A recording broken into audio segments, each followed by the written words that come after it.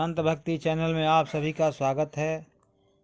आज मैं कार्तिक महात्म्य का 7वां अध्याय आपको सुनाने जा रहा हूँ। विभिन्न व्रतों का परिचय पाने के बाद राजा पृथु कहते हैं, हे नारद जी, विभिन्न व्रतों का परिचय पाकर मुझे बड़ी प्रसन्नता हुई। अब एक कृपा और करें और कार्तिक माह के किसी एक प्रमुख व्रत के विषय में बताइए। हे राजन, लोकहित में तुमने यह बड़ा ही सुंदर प्रश्न किया है। सुनो, मैं विस्तार पूर्वक कहता हूँ। नारद जी कहते हैं, कार्तिक मास में परम पवित्र और पाप नाशक व्रत है तक्त व्रत। सौभाग्यवती स्त्रियों को यह व्रत अवश्य करना चाहिए।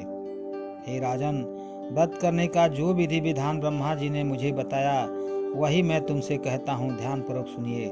आश्विन मास की पूर्णिमा को प्रातः काल ब्रह्म मुहूर्त में शैया छोड़ देनी चाहिए तथा नित्य कर्मों से निवृत्त हो स्नान करें। किसी नदी सरोवर आदि पर स्नान करें तो उत्तम है। यदि ऐसी व्यवस्था न हो तो घर में ही स्नान कर लें। व्रत से एक दिन पहले सिर न धोवे। स्नान के उपरांत सुंदर वस्त्राभूषण दान करें।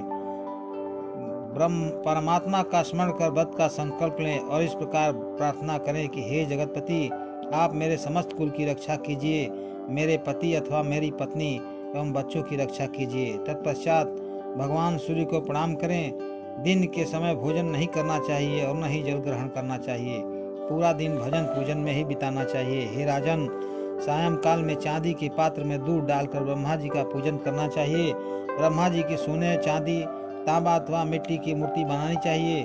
उसे लाल वस्त्र पहनाएं और विधि पूर्वक पूजन करें। चांदी के पात्र में रखे दूध को सोने की मथानी से मथें और प्रार्थना करें, हे ब्रह्मा जी, मेरे पति पत्नी और संतान की रक्षा करें, उन्हें धन धान्य से युक्त और चिरंजीवी करें। नित्य प्रति पंचदेवों का पूजन करें। तत्पश्चात ब्राह्मणों को भोजन कराएं। परिवार के वृद्ध परिजनों को उत्तम एवं स्वादिष्ट भोजन खिलाकर तृप्त करें। स्वयं संध्या होने पर तारों के दर्शन करके भोजन करें। आश्विन शुक्ल पक्ष की पूर्णमासी को किया गया यह व्रत ब्रह्मा जी का तक्त व्रत कहलाता है। यह व्रत सभी प्रकार के पापों को नष्ट कर देता है तथा व्यक्ति की मनोकामनाएं पूर्ण हो जाती है। ज्ञानी जन इस व्रत के फलस्वरूप मुक्ति प्राप्त कर लेते हैं। ब्रह्मा जी के सम्मुख इस दिन कपूर प्रज्वलित करने से साधक को वृक्ष दान एवं गोदान का फल मिलता है। जो साधक ब्रह्मा जी को केसर कस्तूरी सहित कपूर चढ़ाता है उसी कई पीढ़ियां ब्रह्मलोक को प्राप्त होती है। जो श्रद्धालु महिला इस दिन वस्त्र दान करती है वह वर्षों तक वैकुंठ में वास करती है। गहने दान करने पर ब्रह्मलोक की प्राप्ति होती है। इसी के साथ ही कार्तिक महात्म्य का 7वां अध्याय समाप्त होता है। जय श्री कृष्ण।